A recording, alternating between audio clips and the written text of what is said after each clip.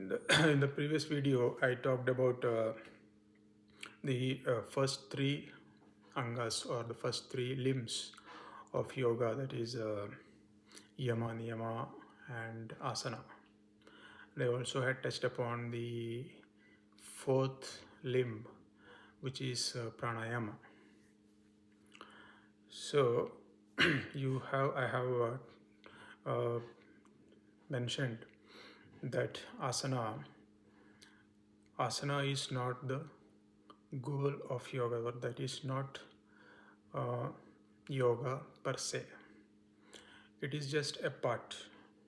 Okay, but most people uh, you know get into yoga with the imagination that asana or the postures are the is the entire yoga, or is the yoga itself. But that is not what it is. It is just a path, different stages. It's just one stage. So I discussed about that in the previous video. So now let me focus on the other limbs. So pranayama. See, most people imagine prana to be the air that we breathe in, but that is not what it is. Prana is the life-sustaining force that you can observe within your body, moving around. When inhalation is happening, it is not, the significance is not of the air that is going inside and coming out. Actually, it is the prana, or the energy that is applied to bring the air inside, and the energy that is applied to take the air out from the body. Suppose if you are sitting quietly in one place and doing this practice of inhalation and exhalation actively, so at that time what happens is all your other activities are stopped. Your entire attention, or the only activity that is going on is inhalation and exhalation. So at that time it becomes very easy for you to observe this prana going in and going out. Otherwise, in normal day-to-day activity, what happens, you are totally involved in those activities, and you are not able to actually focus on the flow of prana in your body. Whereas when you are doing actively, consciously, if you are doing this practice of breathing in and out, the air in and out, so at that time you can see, if you can observe, or if you have an improved sensitivity, then you can observe the flow of prana. And the prana flows where the mind is. So based on, you can control prana with your mind. Like you can focus your attention or the mind um, along your spinal cord or the vertebral column, and make the prana, and notice that the prana is going up and down along the spinal column. Or if you want to flow the prana in a different direction, or like the tip of your thumb or hand, you just move your attention, or the mind, to that particular area, and you know that the prana has moved there. How do you know? Because you feel that there is a flow of life, or kind of sensation you can feel. Obvious, it's very obvious. So at that time in the mind, that prana is flowing to in that particular area. Now, so what we are trying to achieve through this the step of pranayama is to identify, or to know, or to exclude this prana. Exclude in the sense, see, the whole path of yoga is to identify what the self is. Self, or atma, is. The whole process is about that. Because once you know the self, you know the supreme self. So the whole process is to identify the self. So you automatically then know the supreme self, or the Paramatma. So through this the pranayama, what you are trying to do is you are excluding. See, through the practice of asanas, you have excluded the body Excluded in the sense you have understood that body is not me. Now, from this step of pranayama, you are trying to exclude this prana. Exclude in the sense you are now trying to come to the realization that prana is not you. You are something more than this prana. Now, through the practice of pranayama, you have come to know that prana is flowing through your body. It's moving. You can direct it wherever you want. So, prana is not you. You are the one who is able to direct prana here, there. You are the one who is able to identify what is prana, or you are the one who is conscious about the prana in the body. So, body is not you. Now, the prana also we have excluded. Now, see, now what remains, if you look deep within, you have your mind. See, mind is always there with you. In whatever activity you do, mind is required. So what happens is, you unconsciously become identified with your mind. You think that the mind is you. Now the next step is to exclude mind. So how do we exclude mind? So for that is a step, pratyahara. That is a fifth limb of yoga. Pratyahara, then comes dharana, then dhyana, then comes the final step of samadhi, where you understand the actual, with practice, you understand what this self or atma is, the consciousness is. That is a goal. So in pratyahara, what you do, you have to understand that your attention is totally focused on the worldly things. So it becomes very difficult to explain what this worldly thing means, because for a practitioner who is in the initial stage, he only knows, he can only know whatever he is able to see or identify, smell, touch, whatever he can, through the sense organs, whatever he is able to gather, that becomes his world, and he's totally entangled. He's in no position to to turn the attention inwards. When I say this, it becomes slightly confusing for people who are very new to this, but you can just stay with it. Probably with as your practice goes deeper, things become very clear to you on its own.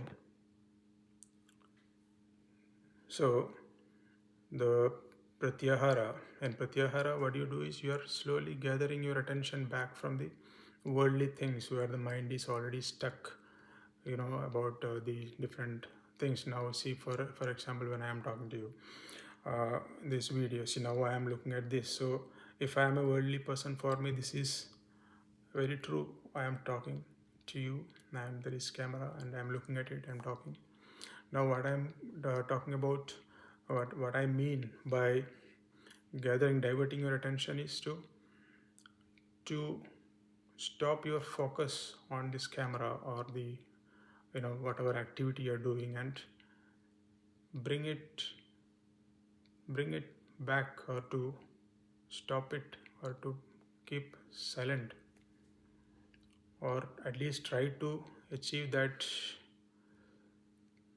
silence, or the inactivity, state of inactivity. So in this pratyahara, you are only trying to, or you are gradually making attempt to gather your attention from the outside things and trying to bring it to a position of stillness, pratyahara. So that is only the initial, that is you're trying to grab. Now comes pratyahara, after that comes dharana. Dharana is you are consciously making an effort. Like for that you can take an external prop. Maybe you can make a marker dot on a wall and keep focusing on that. So by that, what happens is the mind that is wandering, or that is stuck on the different worldly things, or the impressions generated by the sense organs, the mind is diverted from that and made to focus on one particular thought or one particular idea or spot. So that is dharana. Now when you are able to hold your attention for a length of time on that one particular idea or a point, then that becomes dhyana, what people called in the common parlance as meditation. That is, you are able to hold the attention on a particular thing. It could be external, like marking a point on the wall and keep looking at it, or it could be a flame, candle flame, or it could be anything, or it could be something within you, within the body. You could take any kind of sound. Suppose if you are able to hear the sound of Om, then you can focus on that. That's a very powerful tool. Or it could be anything inside. So if you are able to hold that attention for a length of time, that becomes dhyana. And as dhyana intensifies, the next level comes, that is the samadhi. In samadhi, what happens is your attention is totally focused inwards, and the world is no more there, in the sense, though it is there for you. I mean, you have withdrawn yourself so much that you stand as this awareness, or this, how to explain, to you stay as this, the silent being, the presence. So that is the ultimate state of yoga, the samadhi. In samadhi, there are different levels. It is, you can be categorized as savikalpa samadhi and nirvikalpa. Like savikalpa samadhi, for suppose if you have focused on something and you are staying with that, that is a prop. That is a bit of vikalpa, or the prop. And you are in samadhi only when that prop is there. And without the help of that prop, you are not in samadhi. So you have to, with practice, you have to exclude that prop, and you have to stay focused as self without any prop. That becomes the nirvikalpa stage, or the ultimate stage. But there is one more hurdle, that is, you are able to be in samadhi only when you are sitting and practicing. That becomes a hurdle. You are not in samadhi all the time. In the sense, you are not able to identify or understand or know that you are the self and not the world, the worldly things, that the body or the mind, whatever. So that the further next step comes the sahaja samadhi. So in sahaja samadhi, for you, all the time, the world is unreal. The world is unreal. You as the witness, you stand as a witness. The world goes on its own. You have nothing to do with it. You are observing it. You are a knower. You are not getting disturbed. So that is the sahaja avastha. So goal is to pass through or to transcend all these each step and come to this particular understanding. Now, when we talk about this particular understanding, it's seems like or sounds like it is something unassailable or something very complex, but it's nothing of that sort. It's very simple. It is just a change of perception. By coming to this stage or gaining this understanding, you don't change as a human being. You continue to be a human being with all your emotions and all your activities in the world going on. But you have in the background this understanding that all these things that are happening are all very fleeting.